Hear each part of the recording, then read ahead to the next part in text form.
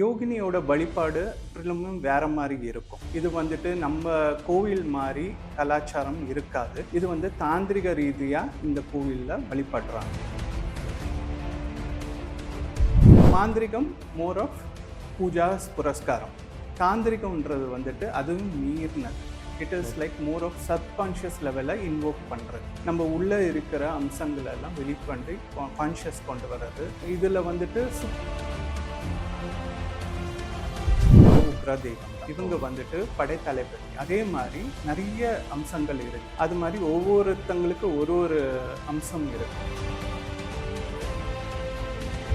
இவங்க யோகினின்றவங்க கேட்ட வரத்தை கொடுக்கக்கூடியவங்க, வெறும் நல்லதை மட்டும் கொடுக்கக்கூடியவங்க. அவங்க கிட்ட வெறும் நல்லது மட்டும் தான் நம்ம கேட்க முடியும்.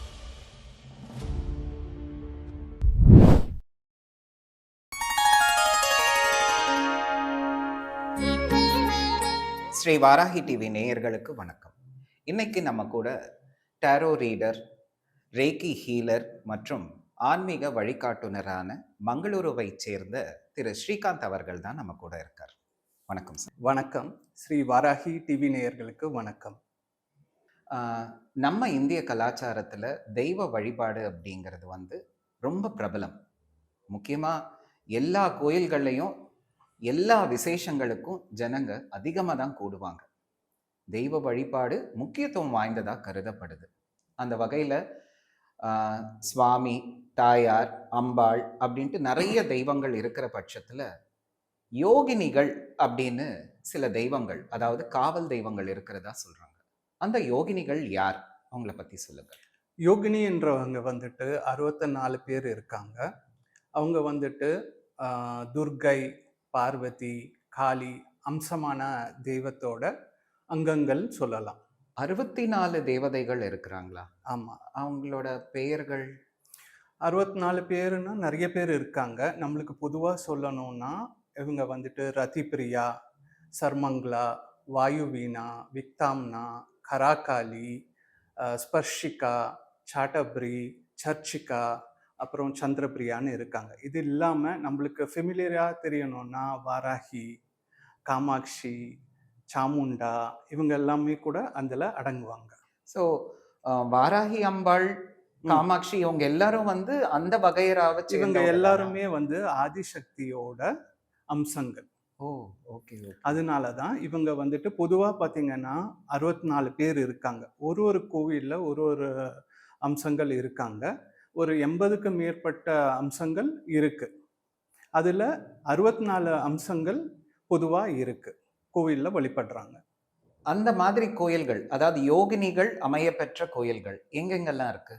யோகினி கோவில்னு பார்த்தீங்கன்னா இந்தியாவில் ஒரு 3 கோவில் இருக்கு. இது 9வது செஞ்சுரியிலிருந்து வழிபட்டுட்டு வராங்க. இது எங்கன்னு பார்த்தீங்கன்னா ஒடிஷாவில் ஹீராப்பூர் என்ற ஊரில் ஒரு கோவில் இருக்கு. அதே மாதிரி மத்திய பிரதேசத்தில் மொராப்பர் என்ற ஒரு கோவிலில் அது இருக்கு. அதே மாதிரி ராணிப்பூர்லேயும் இந்த 64 யோகினிங்களோட கோவில்கள் இன்னமும் இருக்கு. ஆனால் முஸ்லீமோட இந்த முகல் எம்பையர்ஸோட இன்வேஷன்னால, அதே மாதிரி பிரிட்டிஷோட இன்வேஷன்ஸ்னால இந்த கோவிலெல்லாம் கொஞ்சம் சிதலம் அடைஞ்சிருக்கு. ஆனாலும் இப்பவும் அதை பாதுகாப்பாக பார்த்துட்டு இருக்காங்க. இப்போ நம்ம தெய்வங்களுக்கு நடக்கிற வழிபாடுகள் மாதிரி தான் யோகினிகளுக்கும் நடக்குதா? யோகினியோட வழிபாடு முற்றிலுமும் வேற மாதிரி இருக்கும். இது நம்ம கோவில் மாதிரி கலாச்சாரம் இருக்காது. இது தாந்திரிக ரீதியா இந்த கோவில்ல வழிபடுறாங்க. தாந்திரிகம் சொன்னீங்கல்ல? ஆமா. மாந்திரீகம், தாந்திரிகம், இது ரெண்டுத்துக்கும் என்ன வித்தியாசம்? மாந்திரிகம், தாந்திரிகம் ஒரு சின்ன வேற்றுமை இருக்கு. மாந்திரிகம்ன்றது பீஜ மந்திரத்தில் நம்ம மந்திரத்தை உச்சரிக்கிறதுல வழிபாடு படுறது. எப்படின்னா ஹோமம் பண்ணுறது, ஒரு மந்திரங்களை சொல்கிறது, கடவுளை வழிபாடுறது, இந்த பூஜை புரஸ்காரம் எல்லாம் சொல்கிறோம் இல்லையா, அந்த வகையில் நம்ம மாந்திரிகத்தில் வர்றது.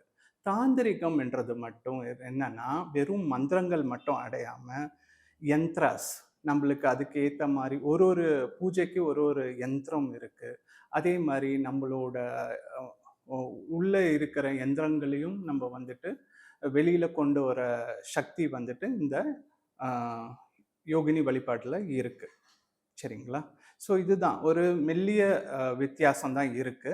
மாந்திரிகம் மோர் ஆஃப் பூஜாஸ், புரஸ்காரம். தாந்திரிகம்ன்றது வந்துட்டு அதுவும் மீறினது. It oh! Is like more of subconscious லெவல்ல இன்வோக் பண்றது. நம்ம உள்ள இருக்கிற அம்சங்கள எல்லாம் வெளிப்பண்டி கான்ஷியஸ் கொண்டு வர்றது. இதுல வந்துட்டு சுப்ரீம் பவர் நம்ம வந்துட்டு ரீச் பண்றதுக்காக நம்ம வந்துட்டு தாந்திரிகத்தை யூஸ் பண்றோம். சக்ராஸ்ன்னு சொன்னீங்க இல்லையா? ம். ஒரு மனிதனுக்குள்ள 7 சக்கரங்கள் உண்டுன்னு சொல்றாங்க. கண்டிப்பா. அந்த சக்கரங்கள வெளிக்கொண்டு அதேதான், வர்றது. அதேதான். நம்ம உடலுக்குள்ள இருக்கிற 7 சக்கரங்கள நம்ம வந்துட்டு அத வந்து புதுப்பிக்கிறது. அதுல ஒரு சக்திய உண்டாக்குறது. நம்மளோட உடல் ஃபுல்லா வந்துட்டு அது புதுப்பிக்கிறது வந்து தான் இந்த தாந்திரிகத்துல முறைப்படியா இது வந்துட்டு சொல்லியிருக்காங்க. பொதுவா இது வந்து ரொம்ப பிரபலமான தாந்திரிக முறைப்பாடு இல்ல தானே? தாந்திரிகம்ன்றது வந்துட்டு ரொம்ப பழமையான முறைப்பாடு. இது வந்துட்டு ஒரு 9ஆம் நூற்றாண்டுலருந்து அ பின்னோக்கி போனா, அங்கருந்து நம்ப வந்துட்டு இது பண்ணிட்டே இருக்காங்க. ஆனா, நம்ப நெறைய மாறுதல் வந்தனால, நம்ம இந்தியால வந்துட்டு நெறைய அ படையெடுத்து வந்தாங்க இல்லையா? முகலாயர் எம்பயர்ஸ், அப்புறம் பிரிட்டிஷோட பிரிட்டிஷ். இதனால, இதோட இதெல்லாமே வந்துட்டு கண்ட்ரோல் பண்ணப்பட்டது. ஆனா, இன்னமும் வந்துட்டு இந்த கோயில்லாம் நான் சொன்னேன் இல்லையா? ஒரிசால இருக்கிற கோவில்கள், அதே மாரி மத்திய பிரதேசல இருக்க மொரானால இருக்க கோவில்கள் எல்லாமே இப்பவும் அந்த தாந்திரிக வழிபாடு செஞ்சுட்டு தான் இருக்காங்க. மக்களும் அத ஃபாலோ ஆமா, பண்ணிட்டு தான் ஆமா. இருக்கிறாங்க. மக்களும் டில் ஃபாலோ டேட். பண்ணிட்டு இருக்காங்க. இப்போ பார்த்தீங்கன்னா, இப்போ வந்துட்டு சவுத்ல எடுத்துக்கிட்டீங்கன்னா, இப்ப வாராகி வழிபாடு வந்துட்டு ரொம்ப பிரபலம் அடைஞ்சுட்டு இருக்கு. ஆமா. முன்னாடியெல்லாம் உக்ர தெய்வங்களுக்கு அவ்வளோ வந்துட்டு முக்கியத்துவம் குடுக்க மாட்டாங்க. நம்ம பொதுவா கோயிலுக்கு போவோம்.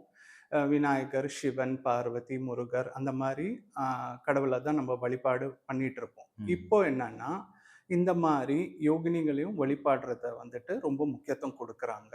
அதுலயும் சவுத்துல பார்த்தீங்கன்னா, வாராகி வழிபாடு வந்துட்டு ரொம்ப ரொம்ப பிரபலம் அடைஞ்சு வந்துட்டு இருக்கு. ஸோ இதே வந்துட்டு இந்த தாந்திரிகத்துக்கு ஒரு ஒரு டர்னிங் பாயிண்ட்ன்னே சொல்லலாம் ஓ! உங்களுக்கு. சரி. வாராகி அம்மன் வந்துட்டாலே அங்க கண்டிப்பா டர்னிங் பாயிண்ட் கண்டிப்பா, இருக்கும் தான். கண்டிப்பா.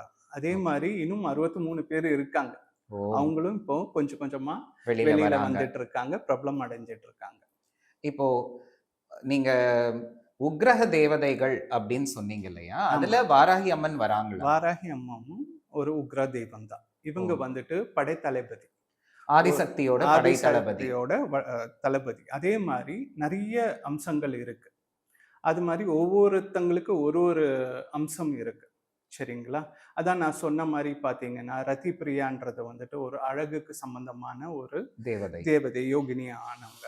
ஸோ நம்மளுக்கு ரொம்ப வாழ்க்கையில நல்ல ஒரு அழகு வேணும், தோற்றம் வேணும், வசதி வேணும் அப்படின்னு சொல்றவங்களுக்கு ரதி பிரியாவ வழிபட்டா நல்ல ஒரு நம்மளுக்கு நல்ல அழகு, அந்தஸ்து, வாய்ப்பு எல்லாமே கிடைக்கும்.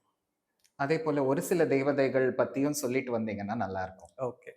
அப்போ ரத்திப்ரியா பத்தி நான் சொன்னேன். அதே மாதிரி பார்த்தீங்கன்னா, சர்மங்களா. சர்மங்களா வந்துட்டு மங்களமான காரியங்கள். வீட்டில் ஒரு கல்யாணம் நடக்கணும்.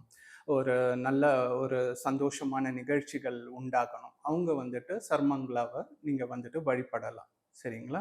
அதே மாரி பார்த்தீங்கன்னா, நீங்க வந்துட்டு சர்ச்சிகான்னு இருக்காங்க. அவங்க எப்படின்னா, எதுலயுமே நம்மளுக்கு வந்துட்டு ஜெயம் வேணும். சக்சஸ் வேணும். சக்சஸ் வேணும், விக்டரி வேணும். அப்படி இருக்கவங்க வந்துட்டு சர்ச்சிகா, சாட்டபிரி இவங்கெல்லாம் நல்ல உக்கிரமான தெய்வங்கள். இவங்கள மன உருகி நம்ம வேண்டுனா, கண்டிப்பா நம்மளுக்கு என்ன வேண்டுமோ அத வந்துட்டு குடுப்பாங்க. இந்த யோகினிகள் வந்துட்டு நம்ம நல்ல விதமா அவங்கள அ கும்பிடணும். நம்ம நல்லதுக்காக மட்டுமே இவங்கள வழிபடணும். அப்போ உங்களுக்கு எல்லாமே சீக்கிரமா கிடைக்கும். அ ஆனா, இந்த அதர் வே ரவுண்ட் நம்ம ஏதாச்சும் தப்பான இதுக்கு வந்துட்டு இவங்கள வழிபட்டா, நம்மளுக்கு பின்விளைவு நெறைய உண்டாகும். ஓ! பேக் ஃபயர் பேக் ஆயிரும்னு ஃபயர் சொல்றீங்க. கண்டிப்பா ஆகும். அதனால இந்த வழிபாடு வந்துட்டு ஒரு முறையான குரு கிட்ட வந்து பயிற்சி எடுத்துட்டு, நீங்க வந்துட்டு இவங்கள வழிபட்டா நல்லா இருக்கும். இப்போ வாராகிய வந்துட்டு நெறைய பேரு கும்பிடுறாங்க. வீட்லயும் சரி, அ கோவில்லயும் சரி கும்பிடுறாங்க. ஆனா கும்பிடுறதுக்கு முன்னாடி கண்டிப்பா ஒரு குரு கிட்ட தீட்சை எடுத்து நீங்க கும்பிட்டா, இந்த தெய்வம் உங்களுக்கு உடனடியாக நீங்க என்ன வேண்டுறீங்களோ, அந்த அ ஆன்ஸர் வந்துட்டு உடனே கிடைக்கும். நெறைய பேரு வந்துட்டு எல்லாரும் கும்பிடுறாங்கன்னு சொல்லிட்டு போய் கும்பிடுறாங்க. அப்படி இருக்கக்கூடாது. இது முறையா நம்ப வந்துட்டு ஒரு குரு கிட்ட வந்துட்டு ஒரு தீட்சை ஃபர்ஸ்ட்டு வாங்கிட்டு, எப்படி இந்த பூஜை பண்ணணும்? சிம்பிளா தான் பண்ணணும். ஒரு பூஜை எப்படி பண்ணணும்? புரஸ்காரம் எப்படி பண்ணணும்? என்ன மந்திரம் சொல்லணும்? எப்படி வந்துட்டு எந்த நாள்ல சொல்லணும்? அது எல்லாமே நீங்க பண்ணீங்கன்னா, கண்டிப்பா நீங்க வேண்டியது உடனே உங்களுக்கு கிடைக்கும். யோகினிகள் பத்தி பேசிட்டு வரோம். வாராகி அம்மன் பத்தியும் ஒரு முக்கியமான தகவல குடுத்தீங்க நீங்க. உக்ர தேவதைகள் அப்படின்னு எடுத்துக்கிட்டோம்னா, பத்ரகாளி தான் நமக்கு தெரியும். உக்ர தேவதை. அடுத்து பிரத்யங்கிரா தேவி. இவங்க எல்லாரும் உக்ர தேவதைகள் தான். இவங்களும் யோகினி லிஸ்ட்ல தான் வராங்களா? ஆமா. நீங்க வந்துட்டு பிரித்திங்கரா, அப்புறம் காளி, கராகாளின்னு சொல்லுவாங்க. சாமுண்டி. சாமுண்டி இவங்க எல்லாருமே வந்துட்டு யோகினிகள்ல தான் அடங்குவாங்க. இவங்களுக்கு வந்துட்டு நம்ப வந்துட்டு ஒரு குரு கிட்ட இருந்து தான் நம்ப வந்துட்டு தீட்சை எடுத்து இந்த பூஜைய செய்யணும். இது வந்துட்டு அட்வான்ஸ் லெவல் ஆஃப் பூஜை. யோகினிய வந்துட்டு ஒரு எளிமையான முறையில இப்ப வாராகி எல்லாம் கும்பிடுறீங்க இல்லையா? அதெல்லாம் எளிமையான முறையில நம்ம வந்து வீட்ல, கோவில்ல கும்பிடுறது. இதே வந்துட்டு இன்னும் நம்ம வந்து கொஞ்சம் அட்வான்ஸா, டீப்பரா போணும் அப்படின்னு சொன்னா, கண்டிப்பா ஒரு குருவோட தீட்சை இருந்து அவர் சொல்ற முறைப்பாடுபடி நம்ம பண்ணா தான் நம்மளுக்கு இது வந்துட்டு நம்ம நினைக்கிறது கண்டிப்பா நடக்கும். அதே மாரி பிரத்திங்கராலாம் ரொம்ப உக்கிரமான தெய்வம். நம்ம வந்துட்டு ரொம்ப ரொம்ப பார்த்து இது பண்ணணும். கேர்ஃபுல்லா ஹேண்டில் கேர்ஃபுல்லா பண்ணணும். ஹேண்டில் பண்ணணும். இல்லாட்டி நம்மளுக்கு நெறைய தொல்லைகள் உண்டாகும். சரியா தூங்க முடியாது. ரெஸ்ட்லெஸ்னஸ் வரும். அப்புறம் வந்துட்டு நெறைய பிரச்சனைய ஃபேஸ் பண்ற மாரி இருக்கும். ஏன்னா, அவங்களுக்கு பிடிச்ச மாரி நம்ம பண்ணா தான், அவங்களும் நம்மளுக்கு ரெஸ்பாண்ட் பண்ணுவாங்க. இல்லாட்டி நம்மளுக்கு எப்பவுமே கஷ்டம் வந்துட்டே இருக்கும். அதனால தான் இது முறைப்படி இந்த யோகினி வழிபாட கண்டிப்பா நம்ம பின்பற்றணும். எந்த தெய்வத்த வழிபட்டாலும் முறைகள் அப்படின்னு ஒண்ணு இருக்கு. அத ஃபாலோ பண்ணா பிரச்சனைகள் ஆமா. இருக்காது. கண்டிப்பா முறைகள நம்ப பின்பற்றி பண்ணனா, கண்டிப்பா உங்களுக்கு என்ன நீங்க வேண்டுறீங்களோ, நல்லது வேண்டுறீங்களோ, அது கண்டிப்பா உங்களுக்கு விரைவா உண்டாகும். நீங்க அப்பப்போ நல்லது, நல்லதுன்னு சொல்றீங்க. அத ஜனங்களும் புரிஞ்சுக்கணும். கண்டிப்பா. நல்லதுக்காக மட்டும் தான் தெய்வத்த ம். நாடணும் அப்படின்னு இப்போ சொல்றீங்க. வந்துட்டு பார்த்தீங்கன்னா, இப்போத்த காலகட்டம் பார்த்தீங்கனாலே வந்துட்டு நெறைய சேலஞ்சஸ் இருக்கு. அ ஜாப் நெறைய பேருக்கு வேலை வாய்ப்புல பிரச்சனை இருக்கு. பிசினஸ்ல பிரச்சனை இருக்கு. நெறைய பேருக்கு கல்யாணம் ஆவுறதுல பிரச்சனை இருக்கு. குடும்பத்தில பிரச்சனை இருக்கு.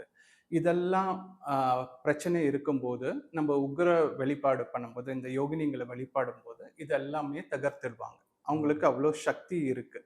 அது நல்ல விதமா நம்ம வந்துட்டு கும்பிடும்போது, அந்த தெய்வங்கள் உங்களுக்கு அனுகூலம் உண்டாக்கும்.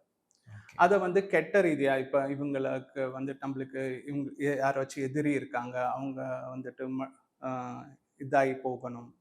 அப்படியெல்லாம் நீங்க வந்துட்டு நெனச்சீங்கன்னா, கண்டிப்பா வந்துட்டு உங்களுக்கு அது நடக்காது. பேக் ஃபயர் ஆவறதுக்கு நெறைய சான்சஸ் இருக்கு. ஆக்சுவலி இப்ப நீங்க சொல்லிட்டு வரும்போது சொன்னீங்க, அடுத்தவங்க கெட்டு போகணும் அப்படிங்கிறதுக்காக அப்படின்னு ஒரு வார்த்தை ம். எடுத்தீங்க.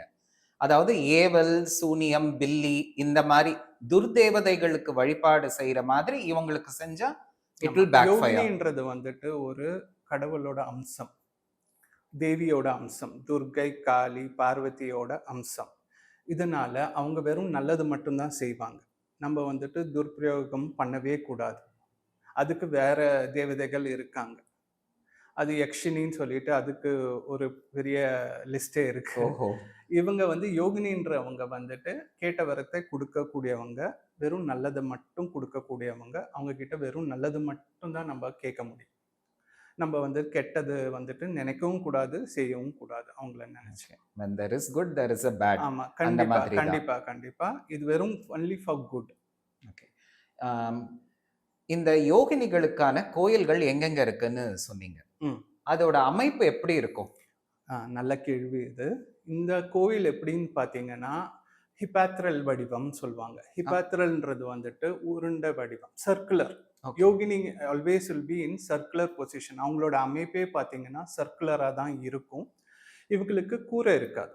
ஓ! இப்ப நீங்க தமிழ்நாட்டுல கோயில்ல பார்த்தீங்கன்னா கூட சப்த கன்னிகள்னு நீங்க பார்ப்பீங்க. ஆமா. அந்த சப்த கன்னிகளும் வெட்ட இந்த வெளியில தான் ஆமா இருப்பாங்க. வெட்ட வெளியில தான் இருப்பாங்க. அவங்களுக்கு கூரை கூரை இருக்காது. இருக்காது. அதே மாரி தான் இந்த யோகினிங்களுக்கு இருக்கிற ஒரு 3, 4 கோவில்ல வந்துட்டு ஹிபாத்ரல் வடிவம். ம். அப்படின்னு சொன்னா சர்க்குலர். ஆ இதுல தான் வடிவத்துல தான் இருக்கும். வடிவத்துல தான் இருக்கும். கூரை இருக்காது. இந்த 64 வடிவங்களும் அதுல உள்ளடங்கும். அதுல மெயினா வந்துட்டு காளி இருப்பாங்க. ஓ!